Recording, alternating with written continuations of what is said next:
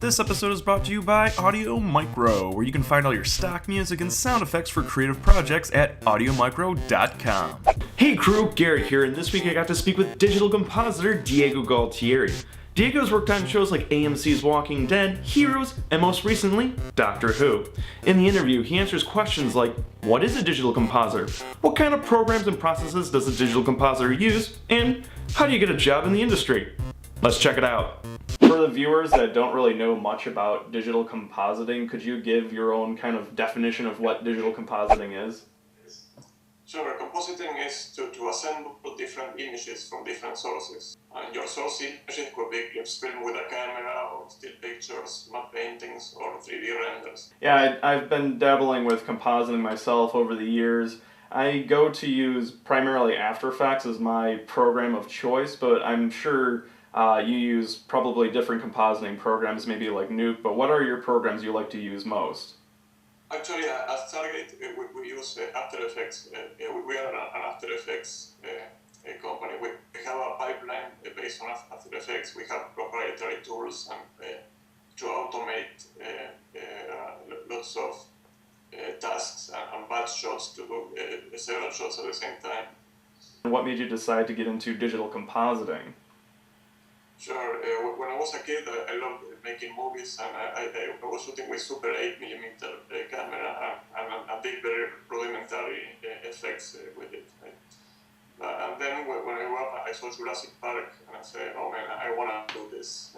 So but it wasn't until later that I got enough money to come here to the States. I'm from Argentina. And where did you go to school? I went to the Academy of Art College in San Francisco. Now it's called Academy of Art University. What kind of degree did you get in particular? At that moment, it was called Computer Arts with emphasis in visual effects. A lot of people in LA or in the business usually like to say that it's who you know, not necessarily what you know. Both things help a lot.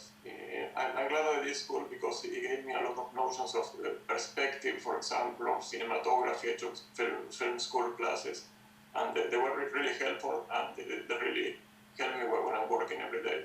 So I'm glad I went to school. And I've known several artists that are very talented and they were self-taught. It helps a lot, of course, who you know to get your foot in the door. Yeah, I know. The film schools in general also come with a very large price tag attached to it, so I know it's a huge deterrent for a lot of kids these days who aspire to have those kinds of jobs to be able to still drive for that as well. I was just kind of wondering, is Stargate Studios your first position job? Was that your first studio, or have you worked for multiple studios in the past? No, before my first job was at a company in Glendale called E equals MC squared. How did you get the job at E equals MC squared? It was hard. Nobody would call me back or an interview or anything. And then finally I got a call from this company. And then they told me about the project. And for 2 weeks working as a test. And then they liked me, they hired me, and then I moved. Ah, so you weren't necessarily living in LA when you were offered the job? No. Wow. How many years ago was this? That was in 2004. Oh, okay. That's not too long ago. I looked at kind of on IMDb a few different projects you've worked on, and just to name a few, there's Walking Dead, Heroes, Revenge, Big Bang, Ugly Betty. Were you seeking out those shows in particular, or was it that the studio took those in and those were delegated projects? Exactly. The studio brought them, the producers choose. It's actually what we do is to place bids, and then it's up to the client. The client is choosing us. Are you working on Doctor Who and Big Bang at the same time kind of idea, or is it just one project at a time? Oh no, we juggle between different projects, especially at pilot season. Sometimes we work in. I had to work in 5 projects at the same time. Wow. With technology progressing the way that it is, do you ever see practical effects disappearing altogether and just being replaced entirely by digital? Not necessarily. There are a lot of practical effects, and sometimes we enhance them, so it's a mixture. Just to wrap up, I was wondering, for someone who doesn't live in the LA or New York City area who has a passion for post-production, do you have any advice for that person on how they can get their foot in the door and get a job in the business? I would say first they need to find out what kind of artist they want to be. Are you a matte painter, a 3D artist?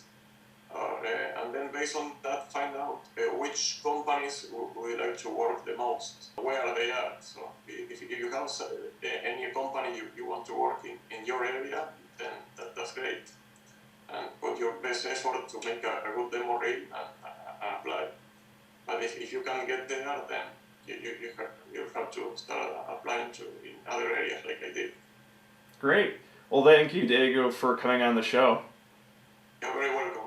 If you'd like to learn more about Diego and see what he's done, check him out on his website at diegogaltieri.com. Thanks for watching. I'll see you next time.